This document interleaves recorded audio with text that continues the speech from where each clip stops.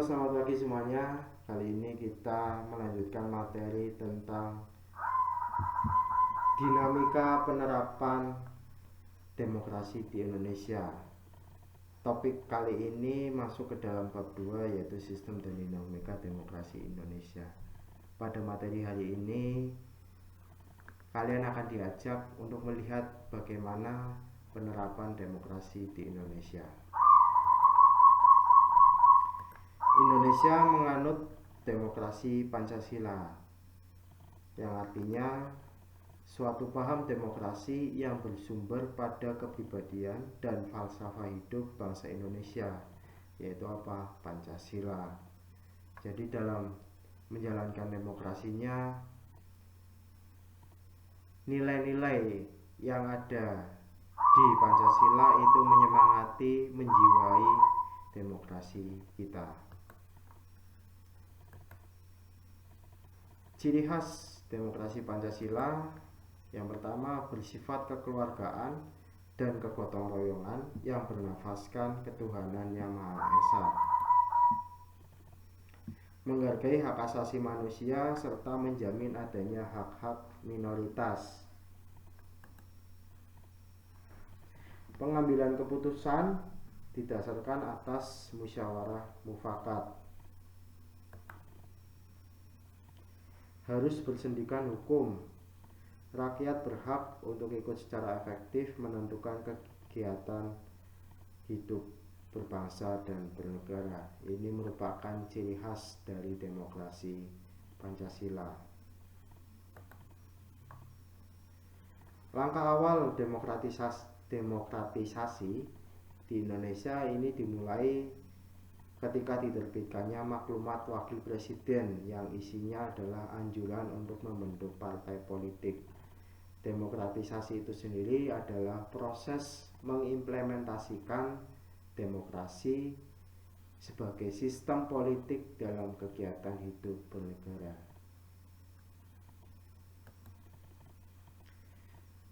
Dalam perkembangannya atau perjalanan bangsa Indonesia ini ternyata mengalami periodisasi atau masa.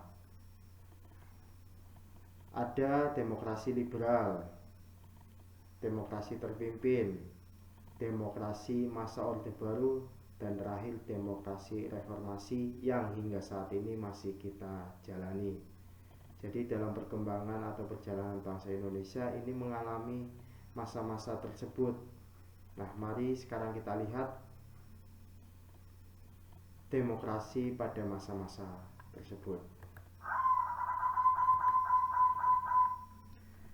Yang pertama, demokrasi liberal. Demokrasi liberal itu sendiri merupakan demokrasi yang menjamin hak-hak individu secara konstitusional dalam kekuasaan pemerintah. Jadi secara sederhananya pada demokrasi liberal ini diberikan kebebasan kepada seluruh warga negara yang dianggap sudah dewasa, ya, yang dianggap sudah dewasa itu diberi kebebasan dalam ikut aktif berpolitik dan terlibat dalam pemerintahan. Nah, pada demokrasi liberal ini diterapkan sistem parlementer yang masih mencontoh sistem parlementer barat yang dibentuk setelah dibubarkannya Republik Indonesia Serikat pada tahun 1950. Jadi pada tahun sebelumnya atau ketika awal Indonesia merdeka, Indonesia menganut sistem presidensial. Kemudian pada demokrasi liberal berubah yang menjadi sistem parlementer. Pada masa ini tumbuh suburnya partai politik yang akhirnya berlaku kabinet parlementer. Kemudian pemerintah untuk pertama kalinya melakukan pemilihan umum nasional pada tahun 1955. Bisa dibilang pada masa demokrasi liberal ini Indonesia masih masih dalam tahap belajar ya, masih dalam tahap belajar karena masih banyak yang harus disusun atau ditata supaya rapi sehingga Indonesia menjadi negara yang semakin kuat itu. Maka dari itu banyak terjadi instabilitas atau tidak stabil, kondisi yang tidak stabil yang akhirnya mengalami pergantian kabinet pada masa ini hingga 7 kali ya. Pergantian kabinet pada masa demokrasi liberal ini berganti hingga 7 kali dalam rentang waktu yang singkat, 8,5 tahun. Dalam rentang waktu sekitar 8,5 tahun hingga 7 kali terjadi pergantian kabinet ya. Jadi bisa dibilang pada masa demokrasi liberal ini bisa juga disebut sebagai demokrasi parlementer. Jadi kabinet ini bertanggung jawab kepada parlemen. Kabinet bertanggung jawab langsung pada parlemen. Bukan seperti sekarang. Kalau pada masa saat ini kan ya enggak, sekarang yang kita jalani kabinet itu bertanggung jawabnya langsung kepada presiden. Tapi pada masa ini tidak. Jadi bisa dibilang demokrasi liberal itu juga disebut demokrasi parlementer.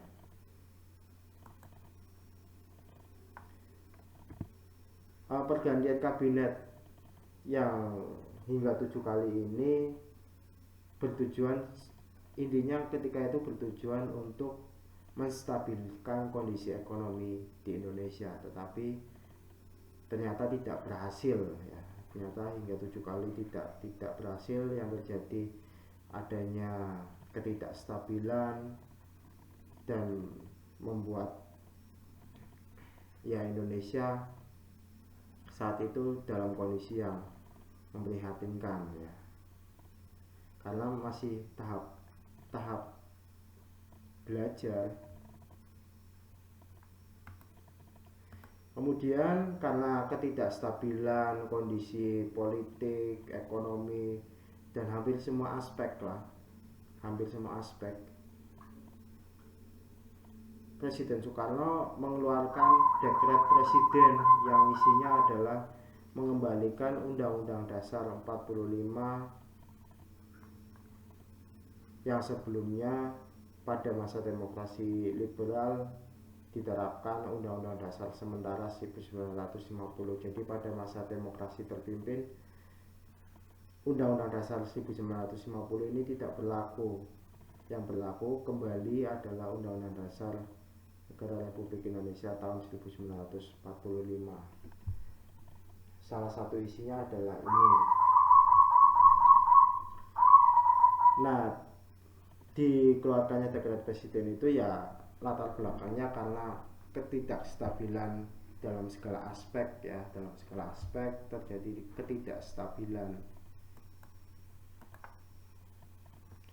Karakteristik demokrasi terpimpin: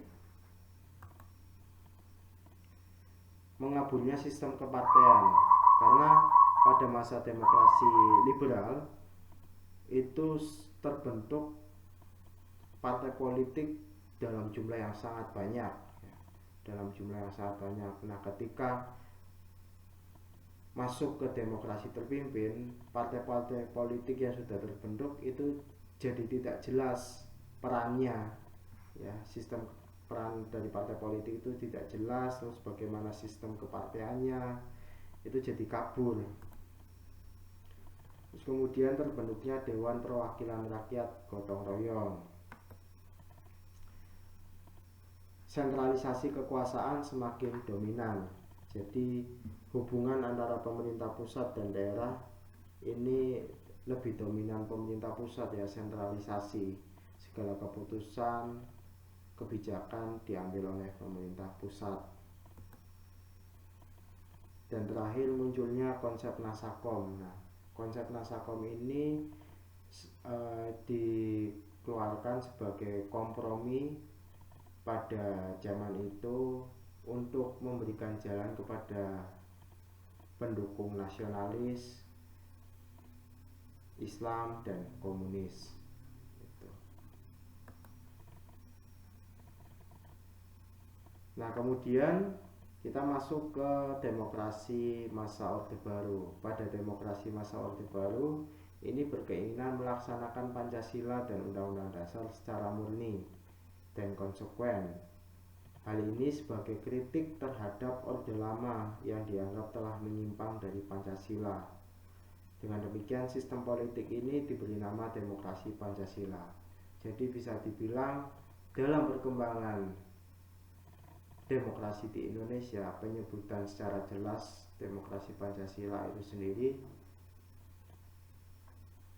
mulai pada masa Orde Baru. Penyebutan ya, hanya penyebutan. Tetapi realita di lapangan pada masa Orde Baru ini yang terjadi adalah sebagai berikut. Yang pertama, rotasi kekuasaan eksekutif hampir tidak pernah terjadi. Perlu diingat kembali materi kelas 10 ya, tentang kekuasaan eksekutif, legislatif, dan yudikatif. Kekuasaan eksekutif itu kan yang menjalankan adalah presiden. Selain presiden ada wakil presiden, kementerian, LPNK. Di bawahnya nanti ada gubernur, bupati, dan sebagainya. Nah, pada masa Orde Baru yang terjadi adalah rotasi kekuasaannya pada jajaran yang lebih rendah, yaitu pada gubernur, bupati, wali kota, camat, dan kepala desa. Jadi perubahan yang terjadi selama pemerintahan masa Orde Baru itu ya hanya kejajaran yang lebih rendah, atau hanya terjadi pada jabatan wakil presiden, sementara pemerintahannya secara esensial masih tetap sama, presidennya masih tetap sama, yaitu Pak Soeharto ini. Kemudian yang kedua, rekrutmen politik bersifat tertutup. Rekrutmen politik itu artinya proses pengisian jabatan politik dalam penyelenggaraan pemerintah negara. Untuk lembaga eksekutif itu pada pemerintah pusat maupun daerah, legislatif itu nanti ada MPR, DPR, DPRD, yudikatif ada MA dan MK. Nah, yang terjadi pada masa Orde Baru, sistem rekrutmen politiknya itu tertutup.